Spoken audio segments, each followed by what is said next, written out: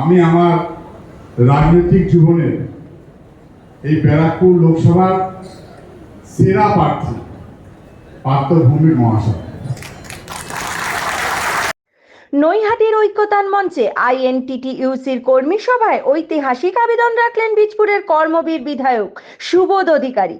রাজ্যের সেচ ও জলপথ মন্ত্রী তথা ব্যারাকপুরের তৃণমূল প্রার্থী পার্থ ভৌমিকের সমর্থনে বিজেপির কোন অজানা তথ্য ফাঁস করলেন তিনি। দেখে নেব এই কালে সেই বিশেষ প্রতিবেদন।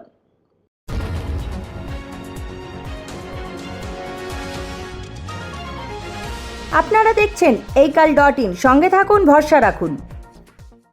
যখন বিজেপি সরকার, মোদী সরকার প্রথম এসেছিলেন ভারতবর্ষে, তখন কিন্তু আমাদের পশ্চিম বাংলায় 34টা আসন ছিল। সেই সময় যখন রেলের হকার বন্ধুরা ছিলেন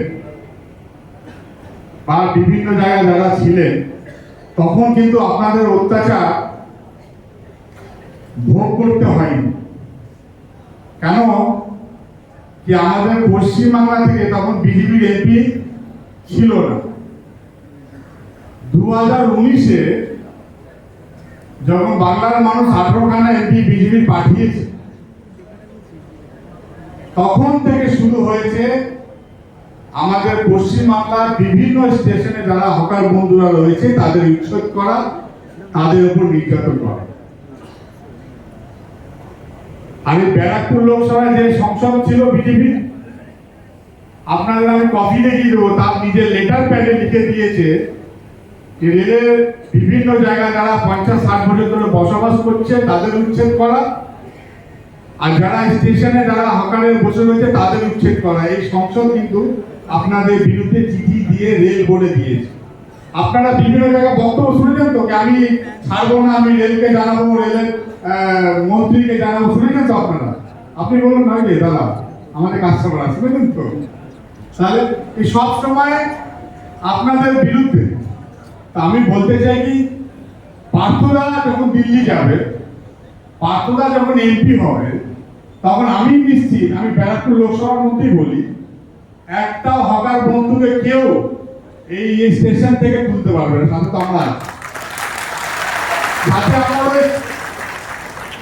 তারপরে আপনারা সকলেই 2019-এ জানেন, আজকে 2024। এই 2019-এ যে তাণ্ডব, লুটপাট, মারদাঙ্গা, খুন, দোকানপাট বন্ধ, ভাটপাড়ার মতো জায়গা 3 মাস স্কুল বন্ধ ছিল, 3 মাস বাজার হাট বন্ধ ছিল।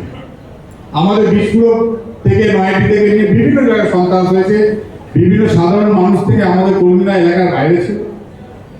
আপনারা এই জিনিসগুলো দেখেছেন। এটা 2024।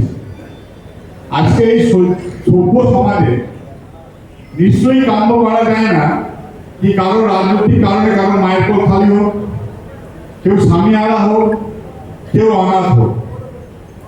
রাজনৈতিক লড়াই থাকবে রাজনৈতিক মঞ্চে, বিরোধীরা নিজের মঞ্চ বাঁধবে, শাসক দল নিজের মঞ্চ বাঁধবে, মাইক বলবে, তাদের কথা মানুষকে তুলে ধরবে, মানুষ যাকে আশীর্বাদ করবে সেই হবে জনপ্রতিনিধি। এটাই তো আমাদের কাম্য।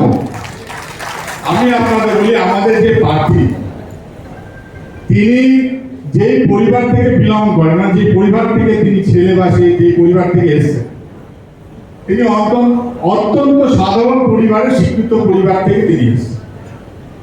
সব সময় আমরা জানি, যখন আমরা শিক্ষা নিই, স্কুল টিচার বা স্কুলে যারা শিক্ষক হন, তারা সবসময় আমাদের সমাজে কিভাবে চলতে হবে, সমাজকে কিভাবে প্রতিষ্ঠিত করতে হবে, সবসময় জ্ঞানটা দিয়ে থাকে।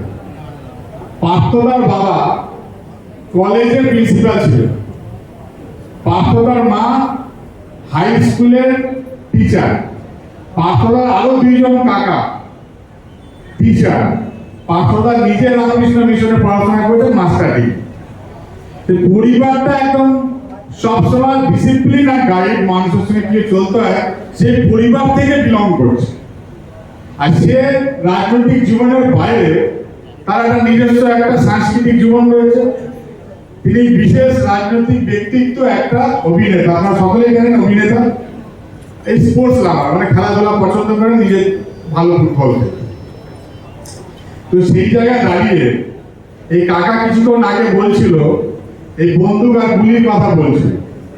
আমি আপনাদের বলে রাখি, আমি যেই এলাকার বিধায়ক, বীজপুরের মানুষ দুহাত ধরে যখন মমতা বন্দ্যোপাধ্যায়কে আশীর্বাদ দিয়ে আমাকে বিধানসভায় পাঠিয়েছে, এই বীজপুর থানা কিন্তু সারা পশ্চিমবাংলার শ্রেষ্ঠ থানা হয়েছে ল অ্যান্ড অর্ডার। কাকা এটা একটু শুনে রাখো। তো আমি বলতে চাই কি পার্থদা বীজপুরের বা নয়াটি নয়, টিটাগড় থেকে নিয়ে কাছেরাপাড়া, টিটাগড় থেকে যে কাছেরাপাড়া আমি পুলিশ কমিশনারেট হয়েছে। আমরা চাই কি ব্যারাকপুরের পুলিশ কমিশনার বাংলার মধ্যে শ্রেষ্ঠ পুলিশ কমিশনার হবে। ঠিক আছে, ঠিক বললাম তো? এই ব্যারাকপুরটা হবে সাংস্কৃতিক জগতের মানুষ। আমাদের যদি হালিশর ধরেন, রামপ্রসাদ সেন, ঈশ্বরচন্দ্র গুপ্ত, বিপিন বিহারী গাঙ্গুলি, আপনার আমাদের রানী রাসমণি, এখানে বঙ্কিমচন্দ্র চট্টোপাধ্যায়, সমরেশ বসু থেকে শুরু করে এইদিকে মানে বিপ্লবী মঙ্গল পাণ্ডে, মানে এই সাংস্কৃতিক যে আমাদের রয়েছে পীঠস্থান বাংলার মধ্যে, ব্যারাকপুর লোকসভা কেন্দ্র বীজপুর থেকে নিয়ে টিটাগড় পর্যন্ত, সেটা প্রতিষ্ঠিত করার দায়িত্ব সকলের, আপনাদের। আপনারাই প্রতিষ্ঠিত করবেন। সামনের দিনে শান্তি চাই না অশান্তি চাই? আমরা সকলেই শান্তি চাই। দিনের শেষে আমরা ডাল রুটি খাই বা নুন ভাত খাই, নিজের ক্ষমতা নিজের রোজগারে খাই। তো আমরা নিশ্চয়ই চাইবো যে আমাদের পরিবার, আমাদের আশেপাশের লোকজন, আমাদের ভাই বোন সকলে যেন শান্তিতে একসঙ্গে বসবাস করি। শোভনলাল রাহার প্রতিবেদন এই কাল।